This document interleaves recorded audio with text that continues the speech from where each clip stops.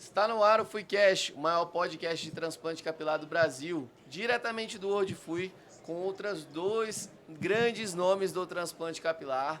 Dr. Alex, seja muito bem-vindo aqui. E Dr. Anastásio, diretamente da Grécia, diretamente do México. Exatamente. Vieram para o nosso evento nos prestigiar aqui no Brasil. Primeira vez dos dois aqui ou não?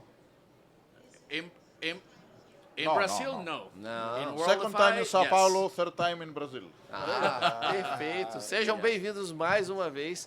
Para falar antes aqui, a gente estava nos bastidores falando que o próximo episódio vai ser tomando um uísque aqui, vai ser um ambiente falando mais contraído. De relógio, de charuto. Exatamente. E inclusive quero fazer o convite para o evento que a gente vai fazer.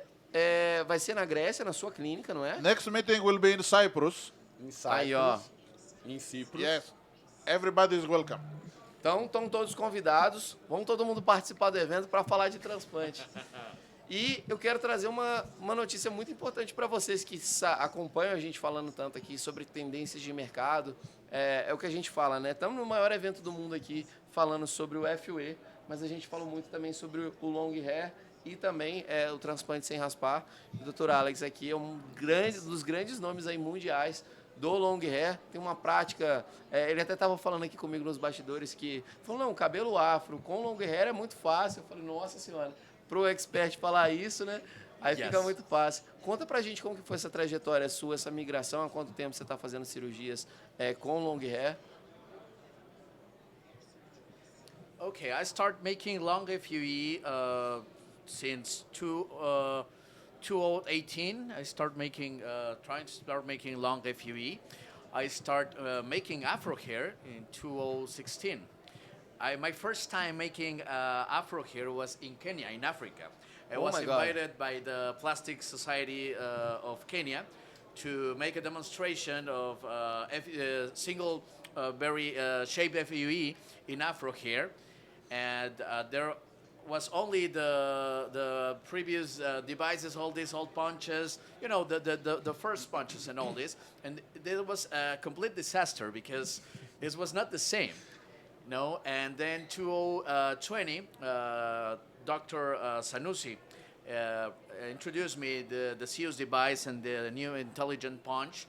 And things completely changed for me with the Afro patients. I live in Mexico. Mexico, we don't have a very big population of Afro patients, but we are in the border with the United States, so we have a lot of Afro patients coming to our clinic, and we start making Afro hair. I think I'm the biggest Mexican guy making Afro hair because I don't know other Mexican doctor performing as too much Afro hairs as me. And then I start making long Afro hair. Everything starts with an invitation to go into Panama to ISHRS meeting, to the workshop of the SILAT, that is the society.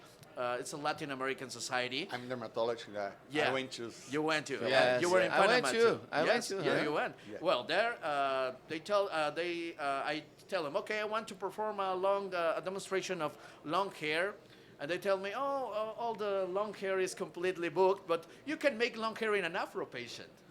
And okay, I tell, I have never been making this before, but I accept the challenge. Let's do it. And I keep previous months in my clinic practicing and using the Zeus device, making extractions of long hair, small sessions, big session, medium sessions, and at the end, I am making a big session. Big session at that moment was 1,300, 1,200 hair grafts with long Afro hair. And then I start increasing my number of hair grafts. Right now, I making 2,500, 3,000 hair grafts with Afro long hair. That's the maximum we are making right now. And in Panama, we made the first demonstration of long Afro hair. It was the first time we demonstrate the technique to the world with the Zeus device. And then in India, I present again the advances of the long Afro hair. Right now in World FI, I present more advances. Right now in reconstruction, in Afro patients, I present. There is a funny story in India. Yeah. Oh, Really? yes. Okay, I need to say this story. Yes, please. So in India, they organized the cadaveric workshop for the newcomers. And one of the responsibles for long hair was Alex, Yes. Dr. Gonzalez. The body was not fresh; it was like a mummy. And he says, "Come on, how can I make extraction in the mummy's skin? It's like leather, you know." This guy managed to extract long hair from the mummy. He did it? Yes, did he it. did it. Oh my God. Can you imagine what he can do in live patients? Se no morto tá assim, imagina no vivo. Imagina em vivo, né? Muito bom. E tem uma coisa que eu Yes. acho muito importante, até que a gente, eu estava comentando isso ontem, a gente assistiu as aulas das giga-sessões, né, mega-sessões, enfim, cirurgias maiores aí de 5, 10 mil unidades foliculares. É algo que eu presto muita atenção, porque para mim não é... quando a gente tem a indicação, vou fazer uma cirurgia grande, tá? A partir desse princípio, o paciente tem indicação, tem área da dor, enfim. Não entrar nesse mérito, mas entrar no seguinte... Igual você falou assim, eu comecei a fazer mil unidades, depois vou para 2, agora estou em 3.000. Fazer esse fluxo operatório para que dê certo é muito difícil, dependendo de como que você vai estruturar a sua equipe. Às vezes você tem que ver alguém fazendo para... entendi que quem coleta dele vai ficar do lado esquerdo e ele extraindo na direita, ou o contrário, ou vai ser duas coletando, ou usa, às vezes, alguma coisa para coletar simultaneamente. Você acha que tem algum... grande segredo para poder fazer essa extração de fios longos ou não, para começar a fazer essa introdução aí na prática de todos os médicos que estão ouvindo?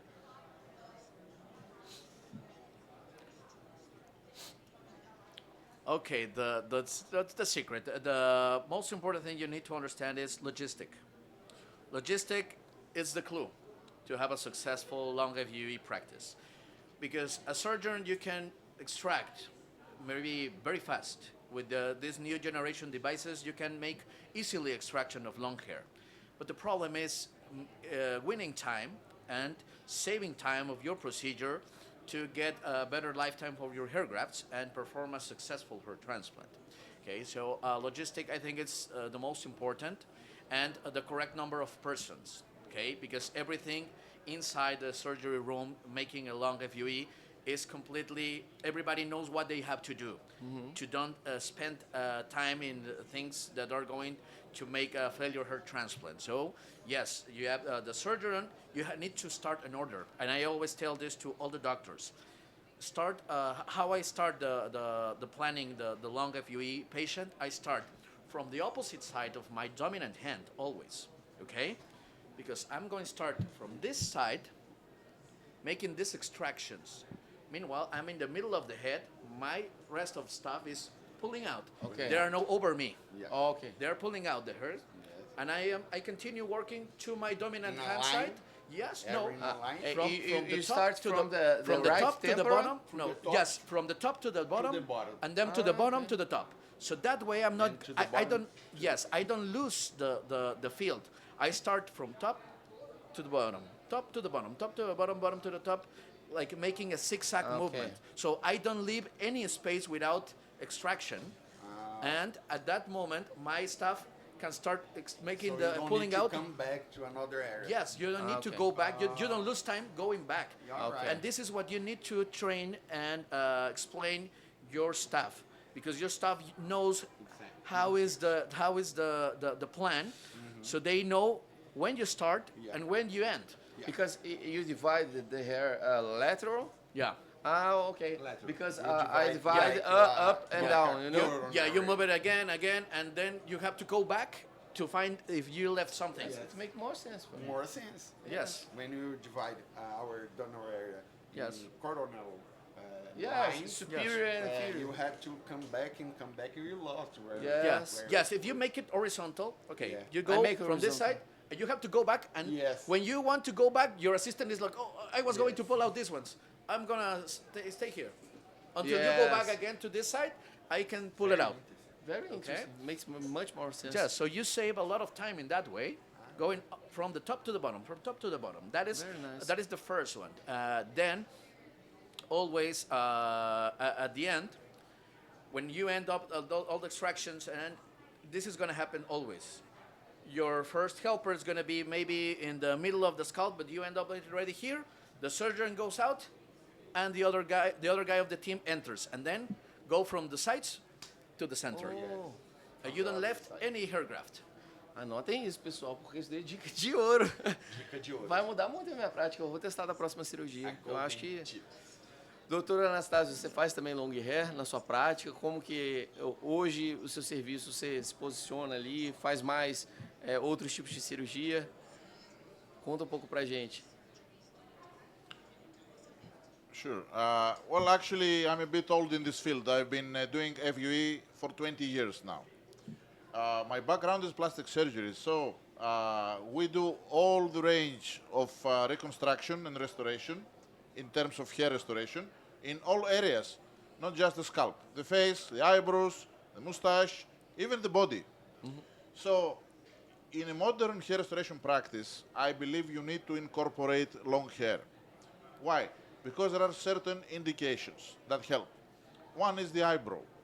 The other one is the hairline.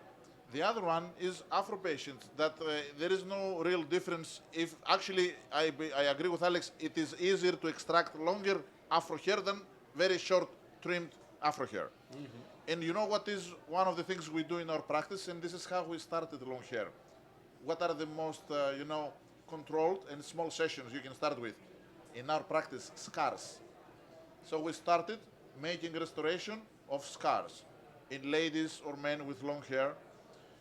And it was safe for us because we know the scar tissue, we prepare it properly with fat transfer, PRP, whatever. And at the same time, it doesn't require a big number of grafts, so it was easy for us to handle the first cases. And now, as our doctors gain experience, and as we improve our logistics with these smart tricks, we increase our numbers. Perfect. E fazendo uma pergunta até mesmo polêmica, o FUT ainda há indicação? Is what? FUT. Okay. FUT. You want my honest opinion? Yes. No. For me too. Me I too, agree 100%. I lived the time of FUT. I have done FUT. For me, to extract the punch and stitch it back, even if I talk a lot, it's like 10 to 15 minutes. Yes. And then I would scratch myself and drink coffee and watch the news. Yes, But exactly. is this the surgery we require in the 21st century? No. In the 21st century, you need the detail. You need to be on top. You need to make the good design, to make a good distribution. The old generation FUT doctors, most of them, not all of them, of course, they were used to a very small participation in the operation. Just stitching the strip, cutting the strip, stitching back, making the incisions, and go. Yes. This is not the way we do modern hair restoration. Yes. So I don't think that there is a real indication now. Yesterday, I was the chairman in the presentation of Giga Sessions.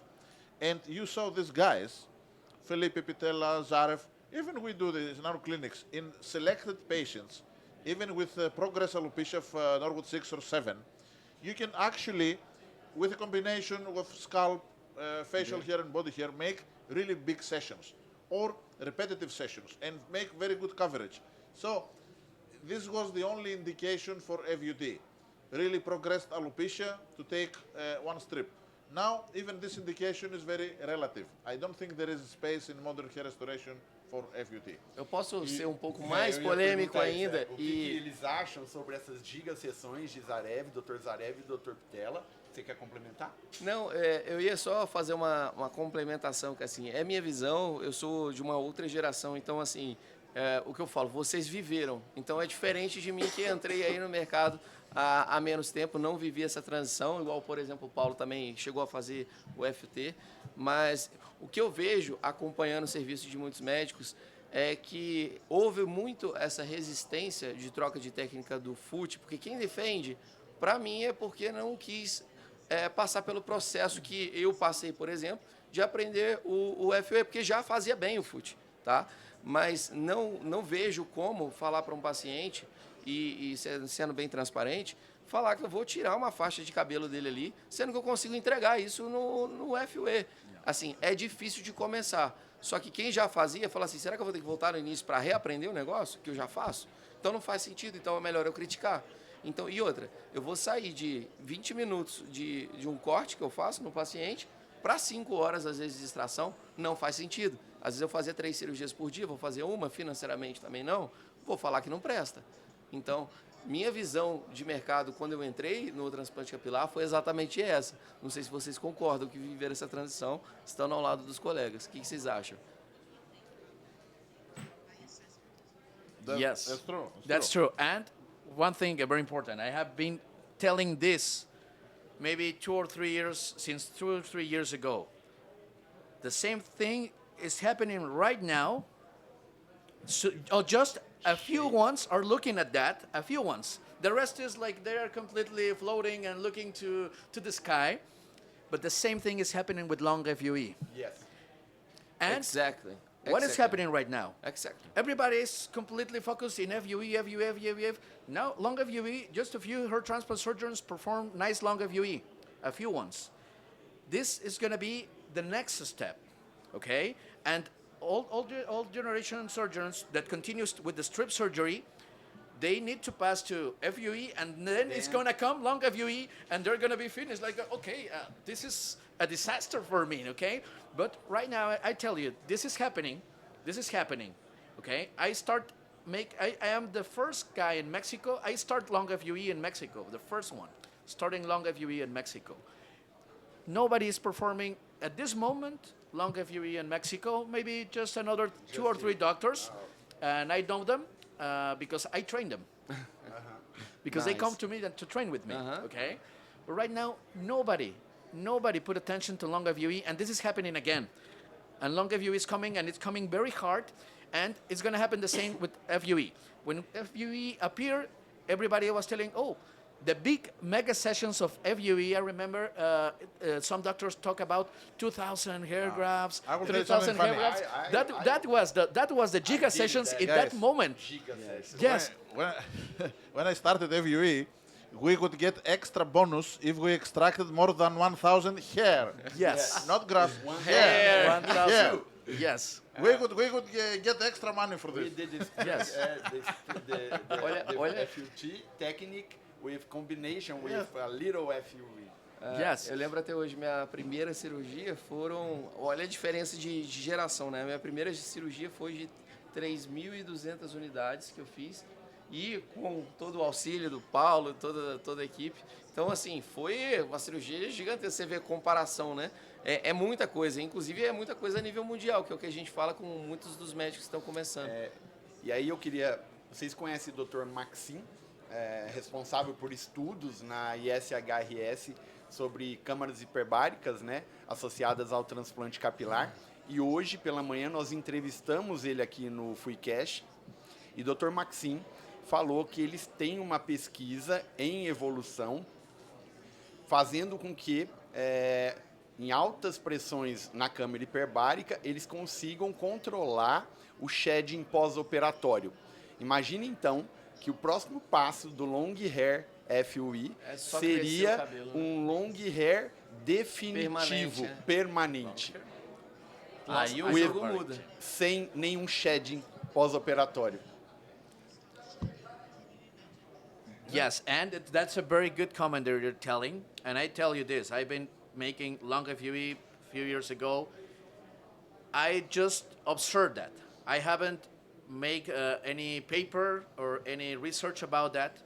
In my personal experience, I have seen less shedding effect in long hair transplants than shape FUE. Oh, nice. But that's my personal practice. But Empiric. this matter a lot I for don't us. have the scientific basis. But we don't have other doctors making a lot of Yes. long hair too. Yeah, so I think that's a good topic to make a new paper for that. Yes. And I am working on that too. Well, hyperbaric oxygen is not something new in the field of plastic surgery and reconstruction. yes. And we know it works with the tissue that is compromised, the scar tissue and everything. In this concept, it might help also the survival of the hair, and this would be a major breakthrough if it happens. Can you imagine having the result immediately? And then, of course, long hair will not be a luxury VIP service, it will be the mainstream operation. Yes. Uma vez eu comentei isso com o Paulo, falei, o primeiro médico que se posicionar e falar assim, olha, eu tenho o primeiro serviço do mundo que eu só trabalho com fio longo ou sem raspagem. Eu acho que essa pessoa vai começar a destacar o mercado, porque quem fizer isso muito bem vai mudar o cenário. E daqui a pouco a gente vai começar a ver, inclusive um amigo nosso, o Dr. Renan, outro dia fez uma cirurgia de 5.600 unidades com fio longo. Eu falei assim, Renan, você está inflacionando o mercado, bicho, porque já é difícil, você ainda faz uma cirurgia enorme dessa. What do you guys think about the giga hair sections? Like Zarev, like Renan Brigante, like Felipe Pitella. In my personal opinion, I don't make that super mega giga sessions. Why not? I think it's a little bit risky for the patient, okay?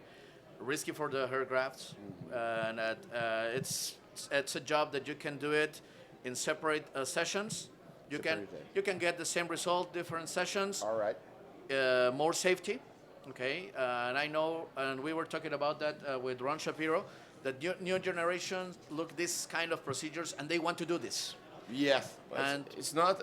it's not easy. I Não have a pode question. ser esse objetivo. I have a question for you guys. Anybody can answer. Give me one argument why should we do these giga sessions other than business or marketing? Medical. Can you give a medical like argument? One day by day? To divide. You can do 2-3 sections in 1 year. Even if you do, it's space. different. It's different. Okay. You know, my personal record in one patient is 18,500 follicles. How many sessions? 6 or 7. Over a period of years. Yes. Exceptional donor area. And this is with a cumulative experience of more than 30,000 cases. Now, is there any medical argument that says that giga session is beneficial to the patient? Tell me which one. Não, There is nenhum. no tem medical nenhuma. argument. Não tem nenhuma. Não tem nenhum. Não. Mas não sei como que é Não, singular. o... I agree. Exato. Yes. Uma coisa que eu But já it's falei a isso com o great Paulo. marketing. It's a great... Não acho que seja, sabe por quê? No Brasil tem essa competição de número, tá? Mas, por exemplo, acabou de falar que fez uma cirurgia muito grande também, ele pode postar. E que fez exatamente esse caso com o resultado, porque o resultado ele tem, certo? A questão não é essa. A questão que eu vejo que possa ser um problema e é uma demanda, talvez, de mercado, talvez ao redor do mundo, por o pessoal ter feito um marketing burro, tá? Porque para mim é burrice fazer isso, ficar educando o paciente de que é bom fazer muito folículo na mesma sessão. Mas eu acho que talvez seja o custo disso. No Brasil, o paciente paga por cirurgia. Então, se fizesse uma menor sessão, teria um custo de... Por exemplo, eu não opero na minha clínica, o Paulo já opera, eu opero em hospital. Então, tem o custo de hospital, equipe, anestesista e uma nova cirurgia, entende? A não ser que, por exemplo, seja feito numa clínica ou seja feito já um alinhamento prévio. Olha, você vai ter que ser feito tantas sessões, a gente já pode fazer um planejamento aí de tantos anos disso ser feito. Eu acho a forma mais... como é que eu vou dizer? Intelectualmente certa de ser feito esse planejamento. Mas quero saber também da opinião de vocês aqui. O que você acha? Eu acho pela economia, talvez. Pela economia. Acho Mas- que seria o único fator que justificaria. Você concorda, Save the discorda? money. I say again, business and marketing, I Yes. can see some argument. Yeah. All right, especially in Brazil with the condition that you have with the hospitals and the costs Yes. and everything. Yeah. But from the medical point of view, let's consider that the donor area in FE procedures is a dynamic part of the body. Dynamic means that what you harvest today, in 1 year, you will see, and we know it exists, spontaneous regrowth of a certain percentage, maybe 10%, maybe 15%. If you do a very aggressive giga session today, you lose the potential of the donor area. If you wait for 1 year or 2 years and you give some adjunctive treatment like finasteride, you will have a much better donor area, and in the long term, you can yield higher number of grafts, but not in one session, in consecutive sessions over the years. And as hair loss progresses, you should progress your restoration as well. If you do another factor, when we transfer a graft in the bald area in Norwood 6 or 7, we know that Norwood 6 or 7 they have atrophy. They have developed atrophy of the skin.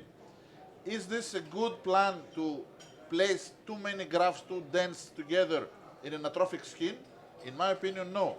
It's better to transfer the initial grafts, increase and make better quality of tissue, because when you transfer a graft, you also transfer the surrounding epidermal cells, and in the next year or in 2 years, you go and replant in a much better environment. Fantástico. Very good argument. Gostei muito. Absolutely. Fantástico. Absolutely. Eu acho que fica lição aqui para todos, né? Ver quantos 1000 casos você fez? I operated or supervised, because we're a big group, more than 30,000 cases. Wow, that's a big number. Quando eu falo, né, eu adoro ouvir quem já tem uma experiência, todo mundo que, na verdade, tem muito caso feito, eu sempre gosto de ouvir experiências de muitos anos, muitos pacientes vividos, e eu acho que é isso que falta para o médico brasileiro, entender até quem é a grande referência de fato, né?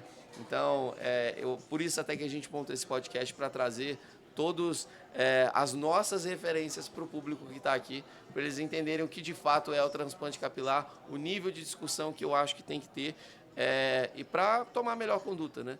Eu falo que a ciência a gente vai aprendendo de pessoa para pessoa, tendo o nosso senso crítico e se pautando, né, em quem já trilhou esse caminho aí e tem um know-how muito grande. Mas queria agradecer vocês por ter topado participar aqui conosco.